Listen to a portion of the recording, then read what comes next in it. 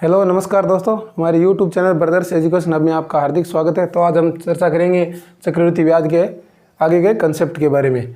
अगर आपने मेरी पहली वाली वीडियो नहीं देखी है तो उसे जाकर जरूर देखें, और अगर आपको उस वीडियो में कोई भी डाउट नज़र आता है तो कमेंट सेक्शन में लिखकर ज़रूर बताइए।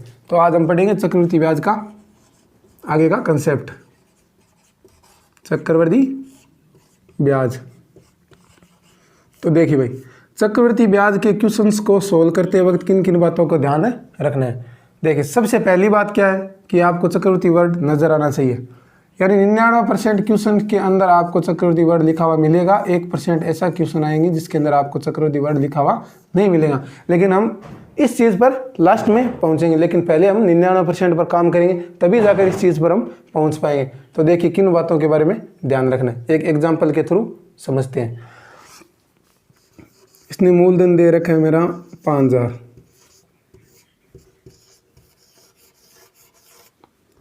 रेट एक बार में आसान से ले लेता हूँ 10% वार्षिक।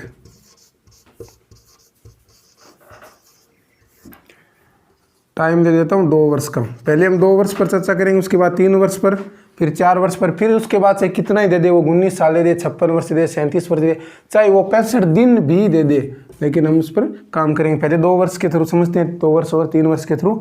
इस तरीके से आज हम इस ग्राफ मेथड को तोड़ेंगे। पहली चीज़ वो पूछेगा कि 2 वर्ष का CI बताओ, फिर इसके बाद वो पूछेगा 2 वर्ष के CI और 2 वर्ष के SI यानी सिंपल इंटरेस्ट यानी साधारण ब्याज, इनका अंतर पूछेगा। फिर वो पूछेगा कि सेकेंड ईयर का CI बताइए। तो देखिए, इन क्वेश्चंस को सॉल्व करते वक्त सबसे पहली बात हमें ध्यान में ये रखनी है कि हमें क्वेश्चंस शुरू करना है मूलधन से।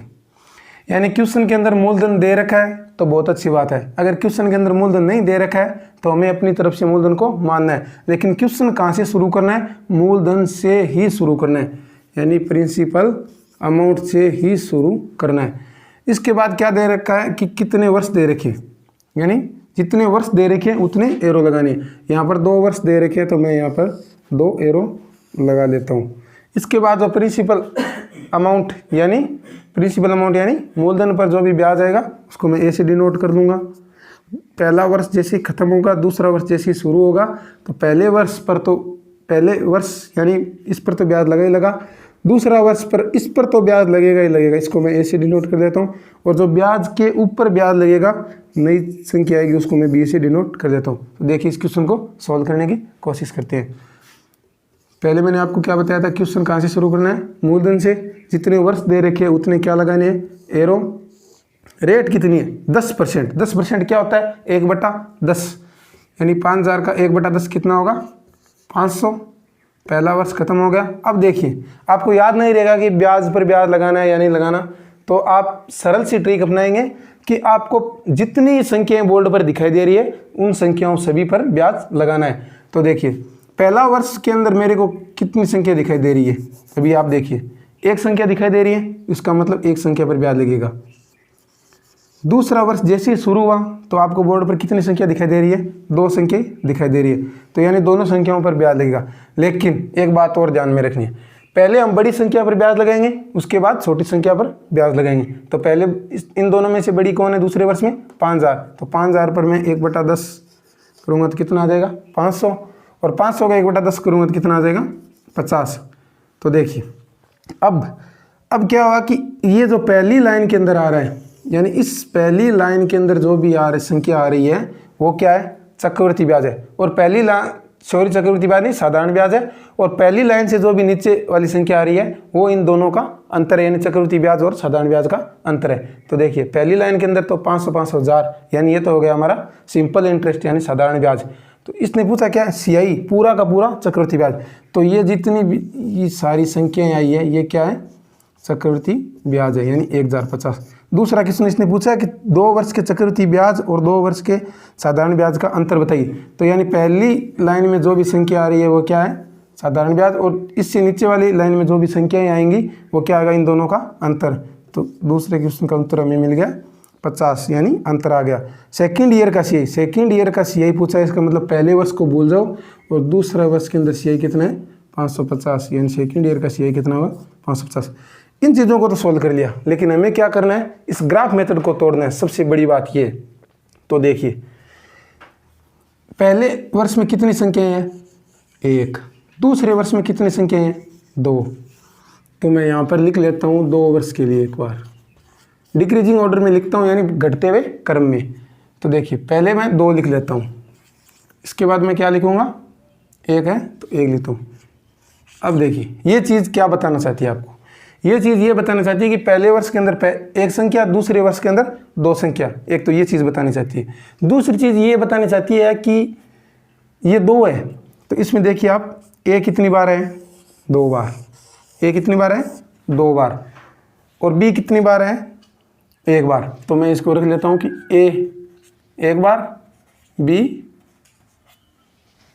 ए 2 बार और बी 1 बार। देखिए अब ये ऐसे भी काम कर रहा है और ये ऐसे भी काम कर रहा है। अब देखिए 3 वर्ष का हम उदाहरण लेंगे, उससे संख्या निकालेंगे, उसके बाद आपसे 4 वर्ष का निकाल लेना, 5 वर्ष का, 6 वर्ष का निकाल लेना, उसके बाद से 19 वर्ष का, 56 वर्ष का, 37 वर्ष का, चाहे 65 दिन का भी निकाल लेना, वो आपका आंसर आ जाएगा। तो अब आप इसको एक बार देख लीजिएगा, उसके बाद आगे नेक्स्ट चर्चा करते हैं 3 वर्ष के बारे में। तो हाँ, तो चलिए अब हम 3 वर्ष के बारे में चर्चा करते हैं, तो जिसे हम उदाहरण के थ्रू समझ लेते हैं।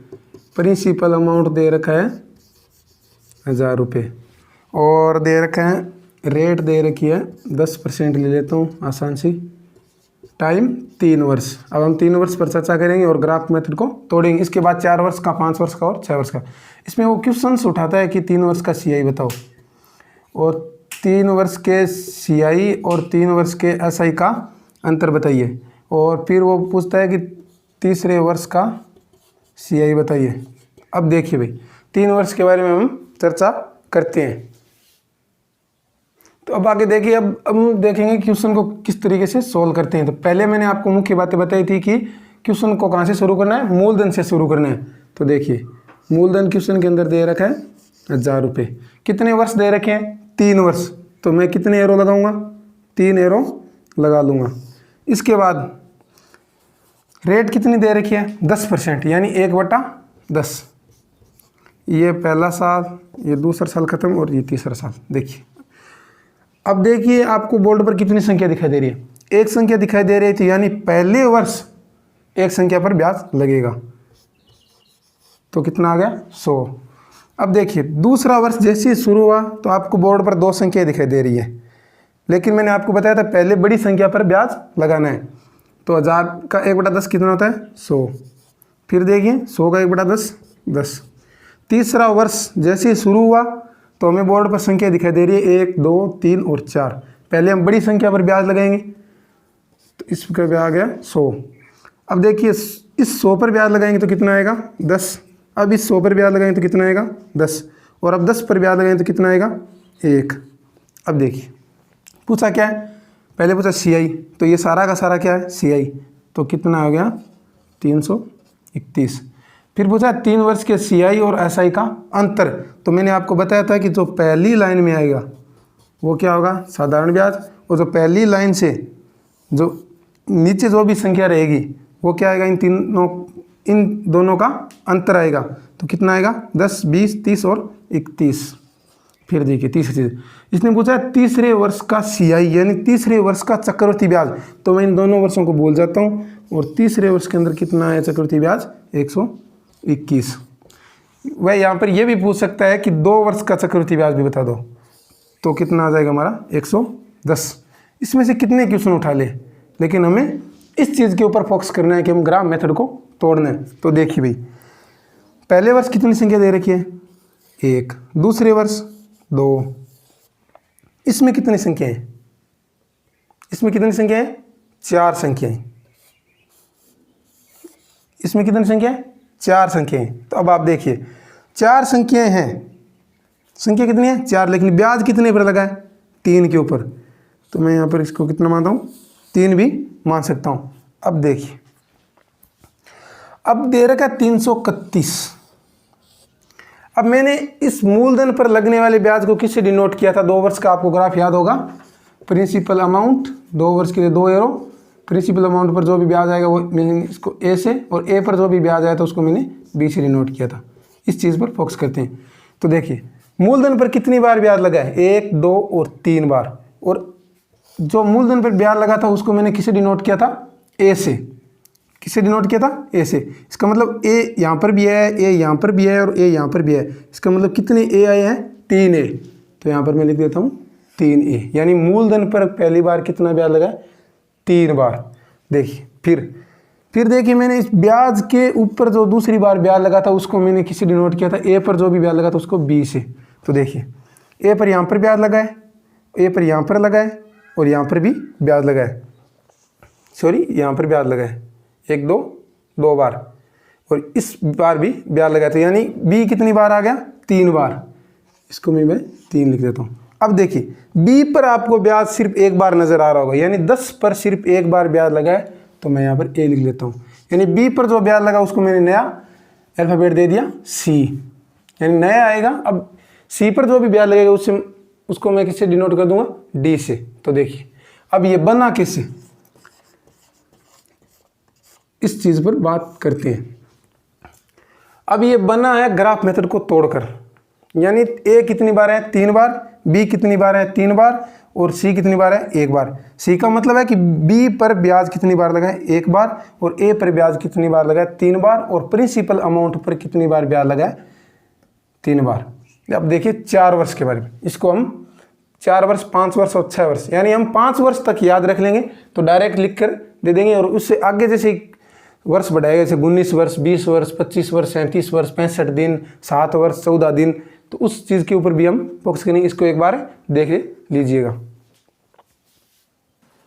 तो देखिए भाई अब इस चीज़ पर हम बात करते हैं, यानी 2 वर्ष का दे रखा है,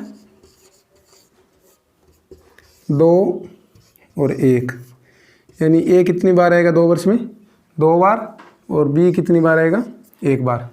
फिर देखिए 3 वर्ष, 3 वर्ष में कितनी बार आया ए, 3 बार, बी कितनी बार, 3 बार, नया अल्फाबेट आया सी, वो कितनी बार है, 1 बार। अब देखिए 4 वर्ष का कैसे बनाते हैं। अब देखिए 4 वर्ष, यानी जितना वर्ष दे रखा हो उसके सामने उतनी संख्या लिख दो, यानी 4 वर्ष लिख दिया। अब इन दोनों का जोड़, इसमें भी देख लीजिए आप, 2 वर्ष का जैसे दे रखा है, 3 वर्ष का, यानी 3 के सामने 3, फिर इन दोनों का जोड़ आया 2 और 1 3, और 1 से हम वर्ष को बंद करेंगे, यानी 1 लास्ट में लिखना जरूरी है। तो देखिए 4 वर्ष के अंदर जितने वर्ष दे रखे हैं उतनी बार संख्या लिख दी 4। अब देखिए अगली संख्या आएगी, इन दोनों का जोड़ आएगी, 4 6। अब इसके नीचे जो अगली संख्या आएगी वो इन दोनों का जोड़ आएगी, और आगे वाले यानी वर्ष को 1 से हम बंद कर देते हैं। अब देखिए 5 वर्ष का, 5 वर्ष का देखिए कितने वर्ष दे रखे हैं, 5, तो मैं यहाँ पर 5 लिख देता हूँ। अब अगली संख्या आएगी वो इन दोनों का जोड़ आएगी, इससे अगली संख्या आएगी वो क्या आएगी, इन दोनों का जोड़ आएगी, और ये वाली संख्या आएगी वो क्या आएगी, इन दोनों का जोड़ आएगी, और 1 से मैं इसको बंद कर देता हूँ। इसी प्रकार मैं 6 वर्ष का भी बना देता हूँ एक बार। 6 वर्ष दे रखे तो मैं 6 लिख देता हूँ। अब अगली संख्या आएगी इन दोनों का जोड़, अगली संख्या इन दोनों का जोड़, सॉरी 20, इन दोनों का जोड़, और ये वाली इन दोनों का जोड़ 6, और 1 से मैं इसको बंद कर देता हूँ। आपको इसको 4 या 5 वर्ष तक याद रखना है, इस चीज़ को समझ लीजिए। आगे मैं उदाहरण के थ्रू बताऊँगा आपको कि किस तरीके से इनका डायरेक्ट यूज करते हैं, हमें ग्राफ बनाने की बिल्कुल भी ज़रूरत नहीं पड़ेगी। तो देखिए अब इसमें क्या होता है, चक्रवृद्धि ब्याज के अंदर एक इफेक्टिव रेट और होती है, यानी 2 वर्ष और 3 वर्ष की इफेक्टिव रेट का एक फॉर्मूला होता है। तो देखिए वो फॉर्मूला क्या है। 2 वर्ष के लिए एक फॉर्मूला चलता है x + y + xy गुणा बटा 100। इसका क्या यूज़ होता है, जैसे मैंने आपको उदाहरण दिया था 2 वर्ष के अंदर 10% का, यानी 5000 मेरा मूलधन था, 10% 2 वर्ष का, तो यानी मैं डायरेक्ट बता दूंगा कि इसकी 10% से इसकी इफेक्टिव रेट 2 वर्ष के लिए क्या होगी, 21% होगी। इफेक्टिव रेट है क्या, ये वो चीज़ है कि मूलधन का कितना प्रतिशत ब्याज है, यानी मूलधन का कितना प्रतिशत ब्याज है।